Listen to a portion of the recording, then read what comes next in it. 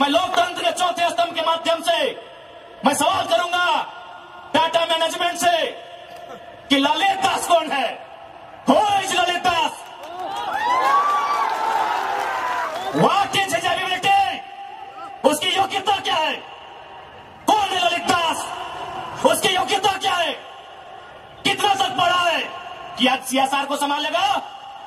आज IL6 में नौकरी करेगा? सारा चीज का गांव को उजड़ा, एक नहीं 18 गांव टाटा के लिए उजड़ा है।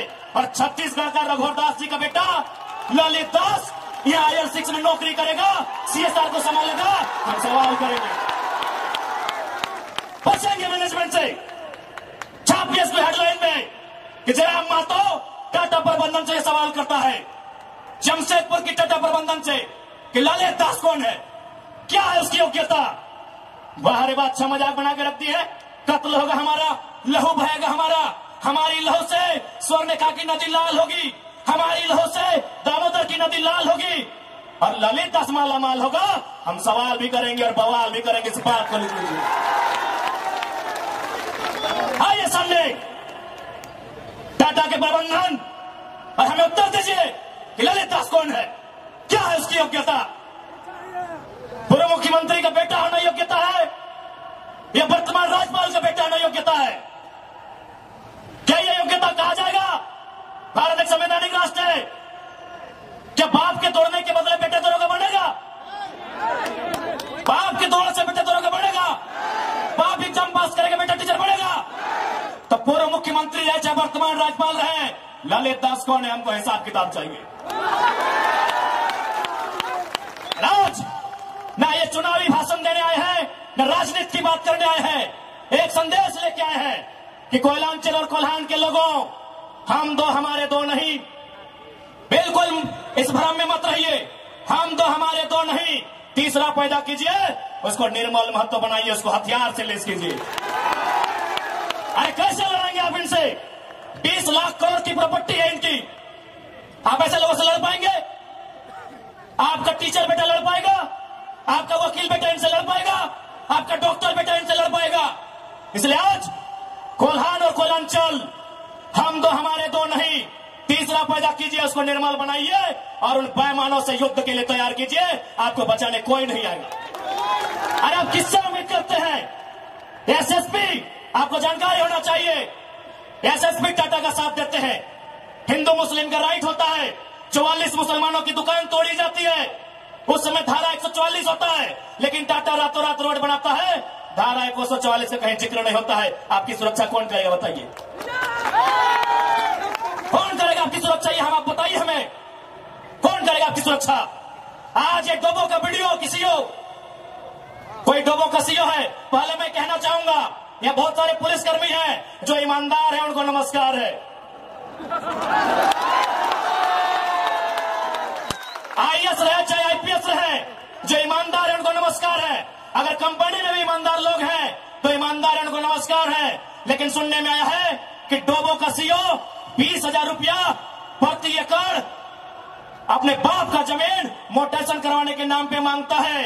ऐसे सीओ को जो डोबो का सुनने में आया है, उसको तोहमोनी में लेकर डुबा दीजिए। इस बात को हम चिन्ह ठोक के कहेंगे। उसका बाप का जमीन है क्या? 20,000 नहीं, 20 पैसा नहीं मिलेगा, 20 पैसा नहीं मिलेगा। वीडियो का बाप का जमीन है, सीओ का बाप का जमीन है क्या? लेकिन आपके बाप का दादा का ये जमीन है, ये 4000 साल से हम ये खेती बाड़ी करते हैं, ये हमारा प्रमाण है।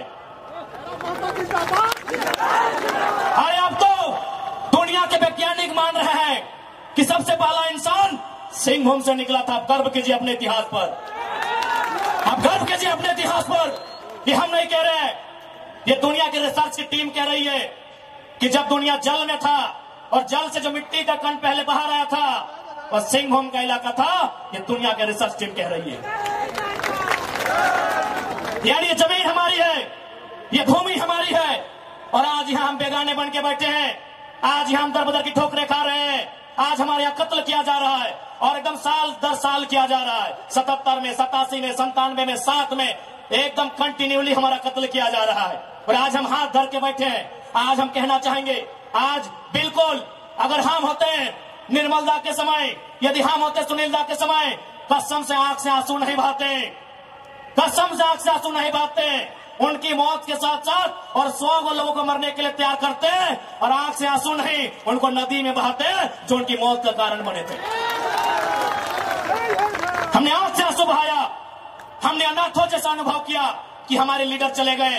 अब रोने का समय नहीं है, अब बिलखने का समय नहीं है, इंतकाम का समय है। क्योंकि आने वाला 20 साल बाद आने वाली पीढ़ी ना वो निर्मलदा को पढ़ने का समय जुटा पाएगी, ना वो बिरसा मुंडा को पढ़ने का समय जुटा पाएगी, ना वो शेख भिखारी को पढ़ने का समय जुटा पाएगी। आने वाली पीढ़ी सवाल भी नहीं कर पाएगी। इसलिए आज आपको अपने हर एक घर से, हर एक परिवार से एक एक औलाद को, चाहे बेटा या बेटी रहे, एक एक औलाद को फौलाद बनाना होगा। ये आज मैं कोल्हान वासियों को कहना चाहूंगा।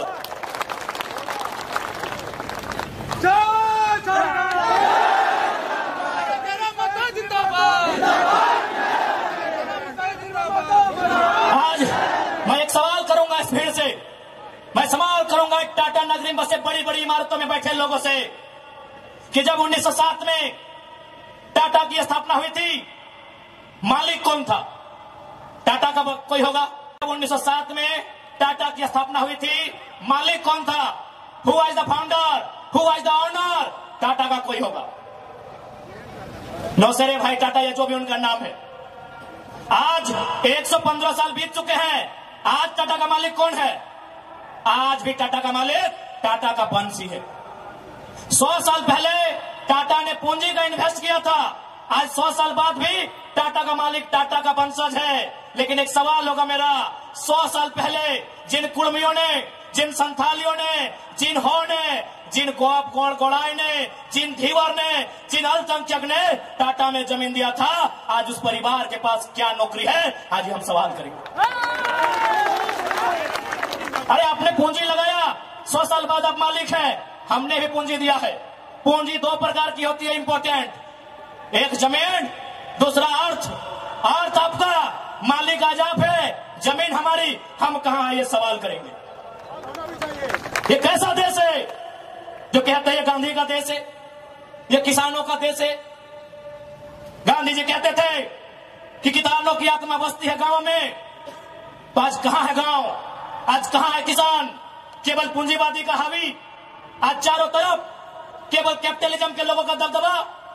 ठीक है, हम विकास के विरोधी नहीं है, अरे हमने इंसान भी दिया है और जमींदार भी दिया है।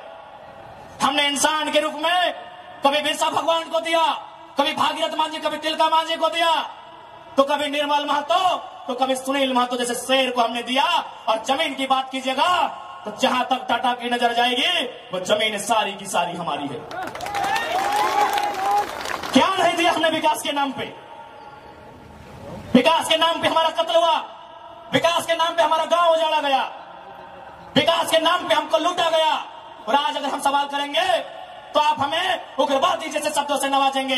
तो आज ये बात जान लीजिए, भले आज ही आपका समय है क्योंकि प्रधानमंत्री आपके हैं। सही बात है, किसानों के प्रधानमंत्री नहीं है। भले आप भावनाओं में वोट देते हैं, आज फिर किसान आंदोलन कर रहा है, किसान 700 मर चुके हैं। ये किसानों के प्रधानमंत्री नहीं है। अगर ये किसानों के प्रधानमंत्री होते तो एक रूल बनाते। 1984 तक टाटा ने जो 15,000 एकड़ जमीन का अधिग्रहण किया है, उसमें मात्र 3,000 एकड़ में प्रोडक्शन का काम हुआ है, मात्र 3,000 एकड़ में कंपनी का एस्टेब्लिशमेंट किया गया है। यदि ये देश और ये वर्तमान के प्रधानमंत्री अगर किसानों के होते तो फरमान जारी करते कि बाकी जो आपके पास 12,000 एकड़ बचा है उसे पोल्ट्री फार्म खोलना है क्या? उसे पोल्ट्री फार्म खोलना है? जी नहीं, रियल एस्टेट को बेचना है। हमारी जमीनें टाटा डिसाइड करेंगे रियल एस्टेट को बेचना है। इसलिए अगर सच में ये किसानों के प्रधानमंत्री होते तो एक नियम बनाते, और ये नियम है भी, बकायदा न्यायालय में चर्चा हो चुका है कि यदि किसी कंपनी ने जमीन लिया है और उस जमीन पे काम नहीं हुआ है तो रैयत को वापस लौटाना चाहिए। टाटा ने 15,000 एकड़ जमीन लिया है, मानते हैं 3,000 एकड़ पर इन्होंने काम किया है, चलिए 3,000 एकड़ एक्स्ट्रा, अभी भी 10,000 एकड़ जमीन है जो इनके कब्जे में है, वो यहाँ के रैयतों को वापस मिलना चाहिए। तब मानेंगे ये गांधी का देश है, तब मानेंगे किसानों का देश है। आप बोलेंगे हम मान लेंगे, दीजिए 10,000 एकड़ जमीन वापस, तब मानेंगे किसानों का देश है, तब मानेंगे महात्मा गांधी का देश है।